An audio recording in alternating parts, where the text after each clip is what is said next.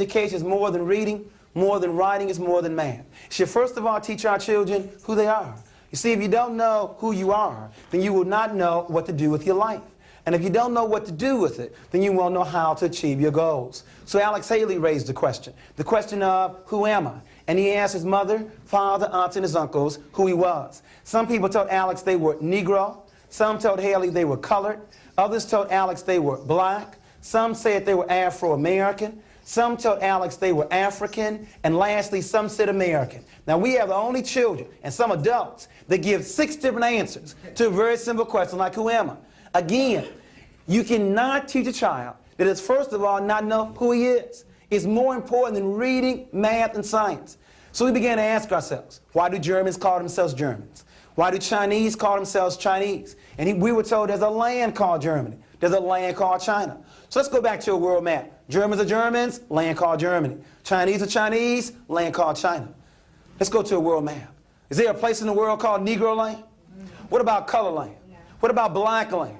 What about Afro-American land? There's only 2 answers left, Africa and America. But be honest, what comes to most of our children's mind when they hear the word Africa? Tarzan? Running around, no clothes on? Be honest. And what about America? Red, white, and blue and apple pie? That's because of this word right here, which is nothing but his story. You didn't know that? It's all history is. It's somebody's story. You know what I'm talking about. Columbus didn't discover America. He was lost. And the end discovered him. And Abraham Lincoln didn't free any slaves. Or another way to look at it, my story is very, very close to the word mystery. And I want to clear up a couple of mysteries right now. The book is titled Great People, Past and Present.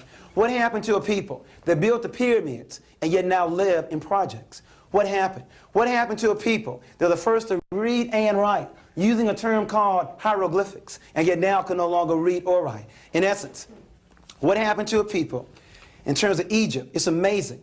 King Tut came to America, and we didn't realize that King Tut was one of us. Somebody mysteriously took Egypt out of Africa and placed it in the Middle East. Now, how do you take a country out of a continent and then call it something else? As a result, we didn't realize that Egypt is in Africa. Egyptians are Africans, and we were the ones that built those pyramids. But my new history book, Lessons from History, Celebration in Blackness, for elementary, and there's also one for high school. You see, we are concerned about some issues here. The first one being, where do you start? You see, we have found that many black youth are embarrassed talking about the history. The Jews, now about the Holocaust, but us about slavery. I think one reason is where you start.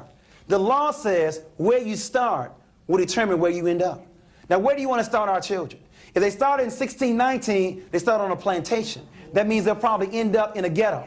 But if you start 4 million years ago on a pyramid, they end up being free. Now, where do you want to start?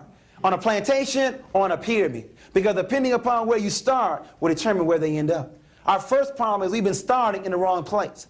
And you cannot discuss 4 million years in 28 days. Black History Month. Now, I'm glad we got the month. It used to be a week. But you can't discuss 4 million years in 28 days. It's simply not enough time. And then the other issue, what are we going to discuss? You see, if all we're going to discuss are names and dates and events, then you can do that in about 28 days. When was King born? 29. When did he go to D.C.? 63. When did he get the Nobel Prize? 64. When did he die? 68. That would never change. But if you want to make it relevant, you connect the past with the present and with the future. In other words, what were our mistakes? Because the mistakes you want to avoid, and the strengths you want to reinforce. I'll say it clearly. Those that don't know their history, don't know their mistakes, are destined to repeat it over and over and over and over again. Our children need to know their story, and it did not start here. And it should be more than just names and dates and events.